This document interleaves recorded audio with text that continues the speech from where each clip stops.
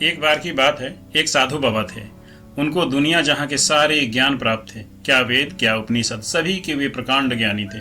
दूर दूर से लोग उनसे ज्ञान प्राप्त करने आते थे। एक बार वो कहीं जा रहे थे, तभी उन्होंने एक पेड़ के नीचे दो लोगों को आपस में बातें करते देखा। उनकी बातें साधु बाबा को साफ साफ सुनाई दे रही थी।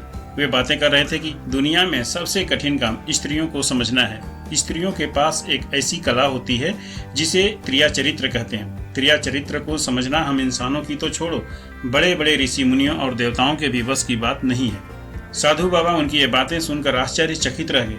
अब ये त्रिया चरित्र क्या बला है जिसे हम साधु संत और देवता भी नहीं समझ सकते हैं। साधु बाबा अब वहीं से अपनी कुटिया में लौट गए और इसी चिंता में व्याकुल हो गए कि ये त्रिया चरित्र क्या होता है। सोते जागते 24 घंटे अब इसी सोच में पड़े रहते थे।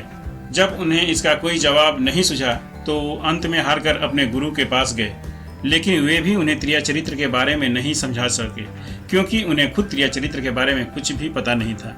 उनके गुरु ने भी उनको त्रिया चरित्र के बारे में नहीं बताया था। अब साधु बाबा के साथ साथ उनके गुरुजी भी त्रिया चरित्र के बारे में जानने के लिए बेचैन हो गए। वे दोनों राह चलते हर किसी से पूछने लगे, भाई क्या तुझे पता है ये त्रिया चरित्र क्या होता है। अब इन दोनों साधु बाबाओं के मुंह से जो भी ये सुनता त्रिया चरित्र शब्द, वो मुस्कुराने लगता और मुस्कुराते हुए चुपचाप आगे निकल जाता। ऐसे ही एक आदमी ने इनकी यह बात सुनकर इनको बता दिया कि पड़ोस के गांव में मेनका नाम की एक बहुत ही खूबसूरत और ज्ञानी स्त्री रहती है। अगर आप दोनों उसके पास जाएं तो वो आप दोनों को त्रिया चरित्र क्या है वह अच्छे से समझा देगी। जब पता पूछते पूछते वे दोनों उस सुंदर स्त्री के घर गए तो वह उन्हें अपने घर पर ही मिल गई। इन दोनों साधु बाबा से त्रिया चरित्र क्या होता है यह बात सुनी तो वह पहले तो हंसी, फिर वह उन दोनों को दोपहर में नहा धोकर आने के लिए कहा कि मुझे आप दोनों से एक पूजा कराना है।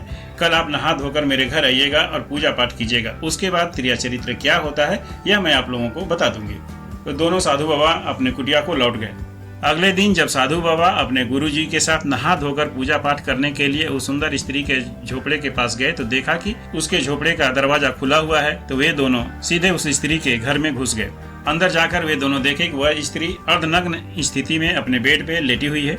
साधु बाबा और उनके गुरुजी को झोपड़े में आए देखकर वह स्त्री बेड से तुरंत उठी और साधु बाबा से लिपटकर जोर जोर से चिल्लाने लगी। स्त्री के रोने चिल्लाने की आवाज सुनकर पास पड़ोस में काम कर रहे लोग दौड़े दौड़े उसके घर आए और अंदर घुसते ही उन्होंने देखा कि वह स्त्री बाबा जी से लिपटी हुई है। उन्हें लगा कि बाबा जी उस स्त्री को जोर से पकड़े हुए हैं और उसके साथ बदतमीजी कर रहे हैं। यह जानकर गांव वालों ने लाठी डंडों से बाबा जी को और उनके गुरुजी को जोरदार मरम्मत कर दी। लाठी डंडों की मार से साधु बाबा और उनके गुरुजी दोनों अपनी सूद बूद खोलने लगे, लगभग बेहोशी होने वाले थे। तभी उस स्त्री के कहने पे गांव वालों ने उन दोनों को छोड़ दिया। फिर गांव वालों ने उस स्त्री से पूछा कि क्या बात हुई थी। स्त्री ने डरते डरते बोला कि मैं नींद में सो रही थी, तभी मैंने सपने में देखा कि एक काला नाग मेरे पैरों के पास कुंडली मारे बैठा है। फिर मैं डर के मारे जोर जोर से चिल्लाने लगी थी। तभी पास से गुजर रहे ये दोनों साधु बाबा मेरे चीखने चिल्लने की आवाज सुनकर आप लोगों से पहले ही मेरे घर आ गए थे। मैं बहुत ज्यादा डरी हुई थी, इसलिए साधु बाबा से डर के मारे लिपट गई थी। लेकिन तुम लोगों ने साधु बाबा को और उनके गुरुजी को अकारण ही पीट पीट कर बहुत बुरा किया है। ये दोनों सिद्ध पुरुष हैं, यह चाहें तो पल भर में इस गांव का अनिष्ट कर सकते हैं। अतः साधु बाबा और उनके गुरुजी को भेंट देकर और प्रार्थना करके अब अवश्य ही प्रसन्न करना चाहिए, नहीं तो हम सबका अनिष्ट हो जाएगा। सभी लोग डर गए और साधु बाबा और उनके गुरुजी की खूब पूजा पाठ सेवा सत्कार किए और उन दोनों को भिन्न भिन्न प्रकार के ढेर सारी वस्तुएं उपहार में दिए। जब सारे लोग अपने घर चले गए तो उस स्त्री ने साधु बाबा से कहा कि अब तुम दोनों अविलंब यहाँ से चले जाओ।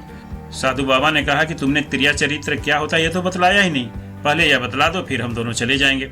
इस पर वह स्त्री बोली कि तुम दोनों नीरे बुद्धू के बुद्धू ही हो। मैंने अकारण ही तुम दोनों को पिटवा दिया और उन्हीं पिटाई करने वाले लोगों से तुम दोनों का मान सम्मान भी करवा दिया और तुम्हारी पूजा पाठ भी करवा दी। यही त्रिया चरित्र है। अगर एक स्त्री चाहे तो अपने छल से किसी का भी अपमान कर सकती है, उसका अहित कर सकती है, और अगर चाहे तो वो अपने इसी कला से वो उसका मान सम्मान भी करवा सकती है। यही त्रिया चरित्र है। अब तुम दोनों यहाँ से चले जाओ। साधु बाबा अपने गुरुजी के साथ अपनी कुटिया की राह पकड़ी और दोनों गुरु और चेला यह समझ गए कि यह तो विद्या बड़ी अद्भुत है। दोस्तों, यह थी त्रिया चरित्र के बारे में एक कहानी। यह कहानी आपको कैसी लगी कमेंट करके जरूर बताना। अगले वीडियो में एक नई कहानी के साथ हाजिर होऊंगा। तब तक के लिए धन्यवाद दोस्तों।